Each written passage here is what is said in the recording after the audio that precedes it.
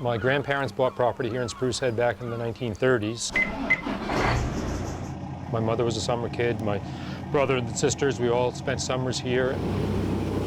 And growing up here in the summers, I fished. I've been making a living fishing now for 45 years. Back in the mid-70s into the 80s, this harbor would freeze up during the wintertime. Literally frozen. You'd have to break ice to get out to your boat. And the water was 28, 29, 30 degrees here in the harbor. Now the water this winter was 38 degrees, was the lowest I've seen. So the temperature of the water has changed tremendously in just 40 years that I've been fishing. And so species have changed as well. When I was a kid, young fisherman, there was a big population of groundfish, cod, haddock, flatfish. Most ground fishermen now have turned into lobstermen. I lobster from, late spring, early summer, right through into the late fall, and then switch over and go scalloping for the winter. So that's 9 months out of the year I'm working steady on my boat.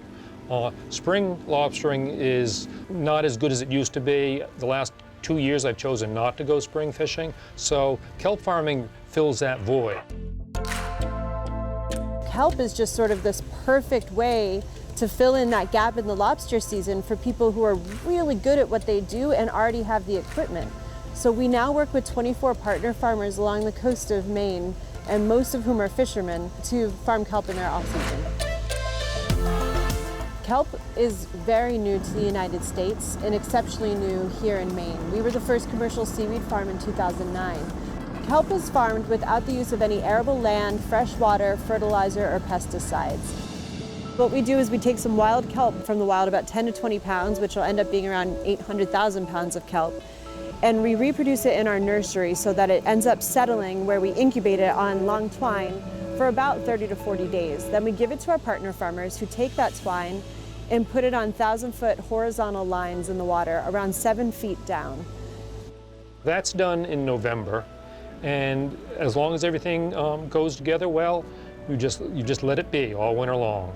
And come May, we will then, using my lobster boat, start harvesting. Harvesting the kelp is certainly the best part of it. We can harvest 10, 12,000 pounds of kelp. I'm limited truly by how many pounds of kelp I can put on the boat. It's May, the sun's shining, the weather's warm, you can work in your shirt sleeves, and you're at the end of it. And you're bringing product into the docks, knowing that there's going to be a paycheck on the other end of it. We pick the kelp up at the wharfs where it is landed. We bring it down to our food processing facility in southern Maine. We can turn it into products where it basically has a very light taste and texture, almost like a green bean or a kale or a spinach, rather than sort of a sea vegetable. Our products range from a pureed smoothie cube that tastes very neutral to a kick-you-in-the-face raw seaweed kimchi. We found that people are just so excited to try it, and the fact that they know exactly where it came from. We're still learning a lot about how kelp impacts the environment positively. What we do know is when we plant kelp in the water, we actually help remove carbon and nitrogen from that local area. While it is growing, it is providing those environmental benefits underneath that kelp halo that are actually making shell-bearing organisms like mussels, clams, and oysters stronger during that growing period.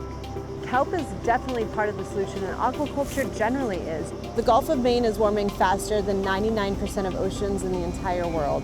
Aquaculture, mussels, seaweed, oysters, all these things that you can control a lot more. You can control the environment around them a lot more, and you can have a productive future. So really what we're talking about is just going back to a diversification so that we're not so predominantly reliant on one industry. Everywhere we've seen people reliant on one industry, it never works out. And so what this is doing is it's not taking away from lobster or giving an alternative to lobster, it's adding to it like we've always done. That's what we're good at here in Maine, so let's focus on what we can be good at so we can better prepare for adaptation as the future becomes closer and closer.